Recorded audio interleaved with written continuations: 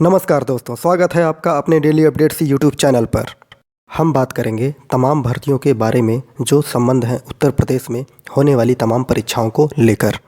इसके अलावा लगातार हो रही परीक्षाओं के स्थगित के बारे में लेकर, इसके साथ ही और भी तमाम भर्तियों की लेटेस्ट अपडेट को लेकर।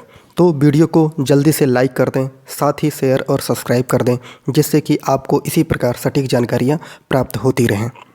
बात करते हैं आज की पहली खबर यूपी टीईटी के बारे में। जैसा कि आप लोगों को पता है कि इसका एडमिट कार्ड आ चुका है और बच्चों ने अपना सेंटर भी देख लिया है कि कहाँ पे हमारा सेंटर है, और सरकार के द्वारा फैसिलिटी भी दे दी गई है कि आप आ जा सकते हैं 3 दिनों तक फ्री में। अब बात होती है कि टीईटी की तैयारियां जो हैं वो तेज़ हो रही हैं और कोरोना प्रोटोकॉल का पालन भी किया जाएगा पेपर करते समय। लेकिन सचिव महोदय से कल विद्यार्थियों ने फ़ोन पर बात की कि सर ये पेपर क्या टाला जा सकता है, तो सचिव महोदय ने डायरेक्ट ही बोल दिया कि पेपर हमारे हाथ में नहीं है कि हम टालें। हमने तैयारियां पूरी कर ली हैं, लेकिन अगर शासन चाहता है और चुनाव आयोग अगर चाहे तो इस पेपर को कैंसिल कर सकता है। अब विद्यार्थी ये परेशान है कि कोरोना बहुत तेज़ी से उत्तर प्रदेश में फैल रहा है। अगर वो एक जगह से दूसरी जगह 21 लाख विद्यार्थी जो कम नहीं होते हैं, एक जगह से दूसरी जगह बसों में या ट्रेनों से यात्रा करेंगे तो क्या कोरोना नहीं फैलेगा। अब देखते हैं कि शासन प्रशासन और चुनाव आयोग इस पर क्या निर्णय लेता है। अगर पेपर कैंसिल होगा तो 2-3 दिन पहले आपको पता चल जाएगा। इसलिए आप अपनी तैयारी लगातार करते रहिए, अधिक से अधिक क्वेश्चन बैंक हल करते रहिए। अब बात कर लेते हैं पीसीएस 2021 मुख्य परीक्षा की। पीसीएस की मुख्य परीक्षा टालने के लिए अभ्यर्थियों का सोशल मीडिया पर अभियान। स्थिति सामान्य होने तक परीक्षा स्थगित करने की मांग विद्यार्थियों ने की और आयोग के अध्यक्ष का पोस्टर जो है जारी कर अपनी बात रखे। तेजी से बढ़ रहे कोरोना संक्रमण के मद्देनज़र अभ्यर्थियों ने उत्तर प्रदेश लोक सेवा आयोग में ज्ञापन देकर और अब सोशल मीडिया के माध्यम से पीसीएस 2021 की मुख्य परीक्षा स्थगित कराने की मांग को लेकर अभियान शुरू कर दिया है। परीक्षा 28 जनवरी को प्रस्तावित है। वहीं आयोग अपने स्तर पर परीक्षा आयोजन की पूरी तैयारी कर चुका है। हालांकि आयोग ने 23 जनवरी को प्रस्तावित उत्तर प्रदेश सम्मिलित राज्य अभियंत्रण सेवा परीक्षा 2021 को स्थगित कर दिया है। तो ये परीक्षा जो है इसलिए स्थगित की गई थी, आप लोगों को मैंने बताया था कि 23 जनवरी को ही ये परीक्षा थी और 23 जनवरी को ही यूपी टेट की परीक्षा थी। इसलिए दोनों परीक्षाओं के टकराने के कारण ही इसकी परीक्षा स्थगित कर दी गई थी। और इसी परीक्षा को लेकर ही यूपी पीसीएस मुख्य परीक्षा के विद्यार्थियों का कहना है कि अगर वो परीक्षा स्थगित की जा सकती है तो इस परीक्षा को भी स्थगित कर दिया जाए। अब भ्रष्टाचार मुक्ति मोर्चा के अध्यक्ष कौशल सिंह की अगुवाई में सोशल मीडिया पर चलाए जा रहे अभियान के तहत पीसीएस मुख्य परीक्षा स्थगित किए जाने की मांग को लेकर अभ्यर्थियों ने उत्तर प्रदेश लोक सेवा आयोग के अध्यक्ष संजय श्रीनेत की तस्वीर वाला एक पोस्टर भी जारी किया, जिसमें लिखा है please sir postpone UP PCS mains 2021। अभ्यर्थियों का कहना है कि उत्तराखंड और पंजाब में कोरोना के कारण कई प्रतियोगी परीक्षाएं स्थगित कर दी गई हैं। ऐसे में उत्तर प्रदेश में भी स्थिति सामान्य होने तक यूपी पीसीएस मुख्य परीक्षा को स्थगित कर दिया जाना चाहिए। प्रयागराज में रोज़ 400 से अधिक कोरोना के मामले आ रहे हैं। प्रतियोगी व उनके परीक्षा में संक्रमण से कोई दुर्घटना अगर होती है तो इसकी जिम्मेदारी कौन लेगा। अब देखते हैं कि पीसीएस की मुख्य परीक्षा टलती है कि नहीं, क्योंकि अभ्यर्थियों ने तो पूरा जोर लगा दिया है कोरोना को देखते हुए, और टल भी जानी चाहिए क्योंकि कोरोना उत्तर प्रदेश में बहुत तेज़ी से फैल रहा है। बात करते हैं अगली खबर, पॉलिटेक्निक की परीक्षाएं स्थगित, 20 से नहीं होंगी परीक्षाएं। जैसा कि यूपी में बढ़ते कोरोना प्रभाव को देखते हुए पॉलिटेक्निक की परीक्षाओं पर भी असर पड़ा है। प्रावधिक शिक्षा परिषद ने पॉलिटेक्निक की विषय सेमेस्टर परीक्षा को स्थगित कर दिया है। 20 जनवरी को पेपर होने वाला था, लेकिन उस व्यवस्था को बदल दिया गया है। अब पेपर नहीं होगा। अब जो भी क्लासेज होंगी वो ऑनलाइन होंगी, और इसमें जो प्रथम सेमेस्टर, द्वितीय सेमेस्टर, तृतीय सेमेस्टर और 5वें सेमेस्टर का जो बैक पेपर जो था उसका डेट भी आ गया था, रोल नंबर भी जारी कर दिया था, लेकिन इस व्यवस्था को बदल दिया गया कोरोना के चक्कर में। लेकिन अब ये जो परीक्षाएं, जो सेमेस्टर की परीक्षाएं स्थगित की गई हैं, ये 16 मार्च से प्रस्तावित की जाएंगी। तो 16 मार्च तक आप लोग फ्री हैं, अच्छे से तैयारी करिए। आप लोगों को और मौका मिल गया है, इसलिए अच्छे से तैयारी करते हुए 16 मार्च को अच्छे से पेपर दीजिए। बात कर लेते हैं लेखपाल भर्ती के बारे में। जैसा कि आपको पता है कि यूपी SSSC ने लेखपाल भर्ती का विज्ञापन जो है वो निकाल दिया है और शुल्क जमा करने या ऑनलाइन आवेदन की तारीख जो है वो 7 तारीख रखी गई 7 जनवरी से, और अंतिम डेट जो है वो 28 जनवरी है, और आवेदन संशोधन की तिथि जो है वो 4 फरवरी है। लेकिन दिक्कत ये आ रही है कि साइट जो है, जब विद्यार्थी फॉर्म फिलअप करने जा रहे हैं तो वहाँ पर साइट बहुत स्लो चल रही है, सर्वर बहुत धीरे काम कर रहा है। तो आप लोग समझिए कि 15 से 16 लाख विद्यार्थी जो होंगे जिन्होंने पेड दिया है वो सभी इसमें फॉर्म फिलअप करेंगे, और कोई पेपर है नहीं। तो इसलिए विद्यार्थी लगातार इकट्ठे में जाकर ये फॉर्म फिलअप कर रहे हैं, जिसके कारण कि साइट पर ज़्यादा लोड हो रहा है और वो काम नहीं कर रही है। तो आप लोग अपने, जैसे कि रात का समय हो गया या जब भी, अपने घर पर ही ट्राई करते रहिए, फॉर्म को फिलअप कर दीजिए, क्योंकि कभी भी उत्तर प्रदेश में अगर लॉकडाउन लग जाता है तो बड़ी दिक्कत हो जाएगी। बात कर लेते हैं आज की सबसे बड़ी खबर, आरआरबी एनटीपीसी के परिणाम को लेकर। परिणाम पर बच्चे सवाल उठा रहे हैं, पीएम से शिकायत भी कर दी गई है, और शिक्षा जगत में आज अगर किसी बात पर सबसे अधिक चर्चा हो रही है तो एनटीपीसी के रिजल्ट को लेकर हो रही है। जैसा कि आप लोगों को पता है कि 2018 से लेकर 2021 वैसे ही 4 साल विद्यार्थियों के एनटीपीसी आरआरबी ने बर्बाद कर दिए। अब जब रिजल्ट निकाला है तो उसमें भी धांधलेबाजी की गई है, जल्दीबाजी में रिजल्ट निकाल दिया गया है।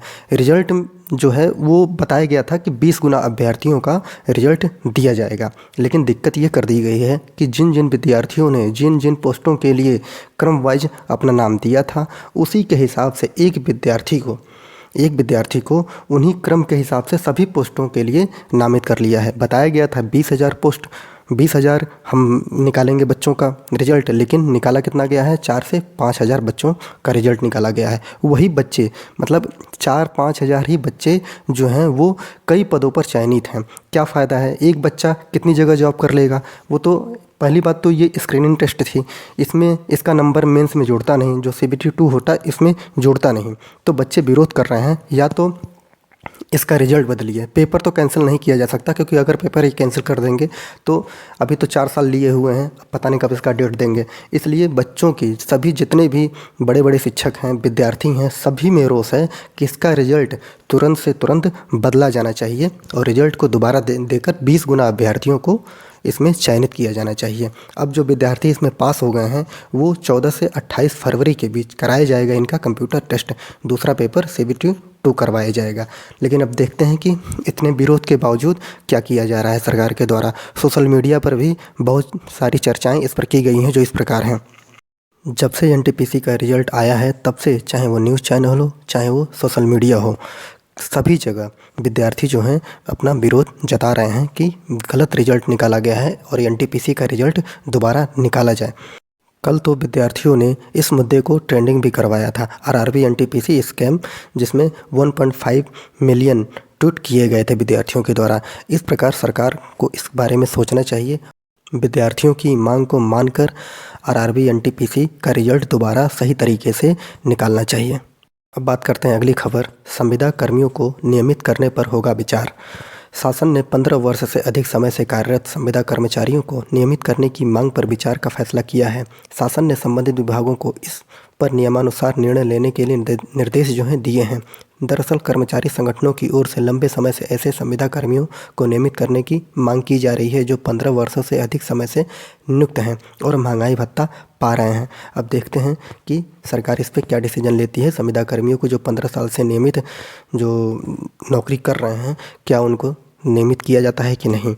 जैसा भी होगा वीडियो के माध्यम से आपको बताया जाएगा। अगली खबर, 16 लाख युवाओं ने ई श्रम पोर्टल पर कराया पंजीकरण। श्रमिकों की मदद के लिए ई श्रम पोर्टल पर पंजीकरण कराया जा रहा है। पंजीकृत श्रमिकों को 5 लाख तक का मुफ्त इलाज और 2 लाख का बीमा सरकार द्वारा उपलब्ध कराया जाएगा। लखनऊ में संभावित 16 लाख श्रमिकों में से 14 जनवरी तक 14.5 लाख श्रमिकों ने पंजीकरण करवा दिया है। अब आप स्क्रीन पर देख सकते हैं कि क्षेत्रानुसार पंजीकरण पर एक नज़र आप देख लीजिए कि कहाँ कहाँ पर किस किस क्षेत्र में कितने जो श्रमिक हैं वो कार्य कर रहे हैं और किन किन क्षेत्रों में सबसे अधिक जो श्रमिक पोर्टल पर जो रजिस्ट्रेशन करवाया गया है, किन किन क्षेत्रों में सबसे अधिक करवाया गया है। अब बात कर लेते हैं 68,500 प्राथमिक शिक्षक भर्ती में शिथिलता पर सुक्ता सिंह पर कार्रवाई कर दी गई है। परिषदीय प्राथमिक स्कूलों में 68,500 सहायक अध्यापक भर्ती में शिथिलता बरतने पर तत्कालीन सचिव, परीक्षा नियामक प्राधिकारी और वर्तमान में राज्य शैक्षिक प्रबंधक एवं प्रशिक्षण संस्थान सीमैट के निदेशक डॉक्टर सुक्ता सिंह को शासन ने परिनिर्दिष्ट कर दिया है। यह एक प्रकार का अनुशासनात्मक कार्रवाई है जिसमें उनके प्रमोशन पर असर पड़ेगा। अब आप देख लीजिए इन पर कार्रवाई क्या हो रही है, बस प्रमोशन पर असर पड़ेगा। इनको कोई ना FIR इनके ऊपर की जाएगी, कुछ भी। इनके FIR भी की गई थी तो जमानत पर बाहर आ गए, कोई दिक्कत नहीं हुई है। इनकी न संपत्ति जब्त की जाएगी, न इन्हें जेल दिया जाएगा, जबकि इनके खिलाफ आरोप तय हो चुके हैं। 68,500 शिक्षक भर्ती परीक्षा का परिणाम 13 अगस्त 2018 को घोषित होने के बाद से अभ्यर्थी मूल्यांकन पर सवाल उठाने लगे हैं। 31 अगस्त को हाईकोर्ट की लखनऊ बेंच में सोनिया देवी की कॉपी बदलने की पुष्टि के बाद अभ्यर्थियों का दावा सही साबित हो गया। मतलब इसमें सोनिया देवी एक लड़की थी जिसकी कॉपी ही इन लोगों ने बदल दी थी। उसके बाद एक अभ्यर्थी अंकिता वर्मा को 122 नंबर की जगह 22 नंबर इन लोगों ने दिया था, जबकि 2 अभ्यर्थियों को बिना परीक्षा दिए ही पास कर दिया गया और 21 अन्य अभ्यर्थियों के फेल होने के बावजूद भी उन्हें पास कर दिया गया। गड़बड़ी सामने आने के बाद शासन ने उस समय सचिव जो रहीं सुक्ता सिंह को निलंबित करते हुए जांच के आदेश दिए थे। विशेष सचिव RV सिंह की ओर से 13 जनवरी को जारी आदेश में भर्ती परीक्षा में बरती गई शिथिलता के कारण यह दंडित किया गया है। अब देखते हैं क्या होता है। सब कुछ प्रूव है, सब कुछ सामने है कि इन लोगों ने बहुत ही ज़्यादा गड़बड़ी की। जो पढ़ने वाले बच्चे थे उनको कंपटीशन से बाहर करके, जिन्होंने पेपर तक नहीं दिया है, जिन्होंने पेपर तक नहीं दिया और जो पेपर में फेल हो चुके हैं, उन बच्चों को आज प्राथमिक शिक्षक भर्ती में टीचर बनाकर उनको नियुक्ति दे दिया गया है। अब वो बच्चे जो नियुक्ति पा चुके हैं वो बच्चों को जाकर क्या पढ़ाएंगे, ये है हमारे शासन प्रशासन का हाल। अब बात कर लेते हैं 69,000 शिक्षक भर्ती के बारे में। जैसा कि आप लोगों को पता है कि 69,000 शिक्षक भर्ती जो कराई गई थी उसमें बहुत सारे आरोप आरक्षित वर्ग के विद्यार्थियों द्वारा लगाए गए थे। उनको बताया गया था कि हमारी जो सीट है वो अनारक्षित वर्ग के विद्यार्थियों को दे दी गई है, जिसके कारण जो है उन्होंने शिकायत की और राष्ट्रीय पिछड़ा वर्ग आयोग में अपील करने के बाद सरकार द्वारा उनकी जो सीटें थीं वो 6800 सीटें जल्दी से जल्दी निकाल दी गई कि इनकी सीटें जल्दी से जल्दी इनको आरक्षित वर्ग के विद्यार्थियों को इसमें सम्मिलित कर दिया जाए। अब वो चौथी सूची तो जारी कर दी गई, लेकिन जिला आवंटन, काउंसलिंग या नियुक्ति पत्र वितरण से पहले ही चुनाव की अधिसूचना जारी हो गई और प्रक्रिया रुक गई। अभ्यर्थी इस सूची से भी संतुष्ट नहीं हैं। वे 19,000 से अधिक पदों पर भर्ती की मांग कर रहे हैं और सरकार को अब चाहिए कि चुनाव आचार संहिता भले ही लागू हो गई हो तो चुनाव आयोग से परमिशन लेके इन विद्यार्थियों को नियुक्ति पत्र प्रदान कर दिया जाए, जिससे कि ये बवाल ही ख़त्म हो जाए। विद्यार्थी जब चाहे वो व्हाट्सअप हो या न्यूज़ चैनल हो, धरने पे हो या ट्रेंड कराना हो, सब जगह विद्यार्थी अपनी मांग करते हैं, लेकिन सरकार इनकी बात को सुनती ही नहीं है। इसलिए सरकार को इस पर ध्यान देकर इनको नियुक्ति पत्र प्रदान कर देना चाहिए जल्दी से जल्दी। बात कर लेते हैं उत्तर प्रदेश में बढ़ते कोरोना को लेकर। यूपी में सक्रिय मरीज 1 लाख के पार पहुंच गए हैं। एक दिन में 10 मौतें हो चुकी हैं। 17,185 नए मरीज मिले हैं। लखनऊ में 2,392 केस देखे गए हैं। उत्तर प्रदेश में कोरोना मरीजों की संख्या में लगातार बढ़ोतरी के बीच सक्रिय मरीजों की संख्या 1 लाख के पार पहुंच गई है। प्रदेश में 1,03,474 केस हैं। रविवार को बीते 24 घंटे में प्रदेश में 17,185 नए मरीज मिले हैं। वहीं 24 घंटे में 10 लोगों की जान चली गई है। 8,200 मरीज डिस्चार्ज होकर अपने घर चले गए हैं। सक्रिय मरीजों की संख्या में तेजी के बीच यह तथ्य भी है कि केवल 1% मरीज ही अस्पताल में हैं। 1,01,000 से अधिक मरीज होम आइसोलेशन में हैं, जबकि सर्वाधिक जो मरीज हैं वो लखनऊ में देखने को मिल रहे हैं, गाजियाबाद में है, गौतम बुद्ध नगर में है। इस प्रकार सभी जगह मरीजों की संख्या लगातार बढ़ती जा रही है। उत्तर प्रदेश का कोई भी ऐसा ज़िला नहीं है जहां पर कोरोना तेज़ी से फैल नहीं रहा है। सभी जगह केस बढ़ते हुए नज़र आ रहे हैं। इसलिए आप कम से कम घर से बाहर निकलिए, सैनिटाइज़र का उपयोग करिए, भीड़ भाड़ इलाकों में जाने से बचिए और मास्क का प्रयोग करते रहिए। यही एक बचने का उपाय है। आपको मैंने कल वीडियो के माध्यम से बता दिया था कि यूपी के जो स्कूल कॉलेज हैं वो 23 जनवरी तक बंद रहेंगे। कोरोना और कड़ाके की ठंड को देखते हुए सीएम योगी आदित्यनाथ जी ने निर्देश जारी किया कि यूपी के सभी स्कूल कॉलेज 23 जनवरी तक बंद रहेंगे और सभी कक्षाएं जो हैं आपकी ऑनलाइन चलती रहेंगी, क्योंकि उत्तर प्रदेश में 17,185 नए केस कोरोना के देखे हैं। और ये डेट जो है, अगर कोरोना इसी प्रकार आगे बढ़ता रहा तो ये डेट जो है और भी आगे बढ़ सकती है। अगर डेट आगे बढ़ती है तो आपको इसकी जानकारी वीडियो के माध्यम से दे दी जाएगी। अब बात कर लेते हैं यूपी टीजीटी 2022 के विज्ञापन को लेके। जैसा कि वीडियो के माध्यम से बताया था आपको मैंने कि 15 जनवरी के बाद कभी भी माध्यमिक शिक्षा परिषद जो है वो विज्ञापन आपका जारी कर सकता है। लेकिन अभी जो अभियाचन आए हुए हैं वो केवल 7,000 पदों पर आए हुए हैं, जिसमें से 5200 पद तो आपके टीजीटी पीजीटी के हैं और जो बचे पद हैं वो प्रिंसिपल के पद हैं। लेकिन विद्यार्थी ये मांग कर रहे हैं कि तदर्थों की सीट भी इसमें जोड़ी जाए और जो एक बार फिर से जो आयोग है वो अपना पोर्टल खोले और अधियाचन को फिर से मंगाए, क्योंकि इतनी कम सीटों से तो बच्चों का गुजारा नहीं होने वाला है। अधिक से अधिक सीटों पर वैकेंसी सरकार लाए। अगली खबर यल्टी को लेकर है कि जैसा कि आप लोगों को मैंने बताया था कि यल्टी में भी 1200 पदों का अधियाचन आया हुआ है और जो 2018 की यल्टी की जो वैकेंसी में जो सीटें बच गई थी उसे भी अभी नहीं जोड़ा गया है। और इसमें जो है समकक्ष का मामला फंस रहा है कि समकक्ष के मामले में सरकार क्या करेगी। जब तक समकक्षों का मामला का निपटारा नहीं किया जाएगा तब तक आपकी वैकेंसी नहीं आएगी। और विद्यार्थी मांग कर रहे हैं कि इसका भी पोर्टल खोल के फिर से अधियाचन मंगवाया जाए, जिससे अधिक से अधिक सीटों पर विज्ञापन आ सके। अगर वीडियो आपको अच्छी लगी हो तो जल्दी से जल्दी लाइक कर दें, साथ ही शेयर और सब्सक्राइब भी कर दें, जिससे कि आपको इसी प्रकार सटीक जानकारियाँ प्राप्त होती रहें। पूरा वीडियो देखने के लिए बहुत बहुत धन्यवाद।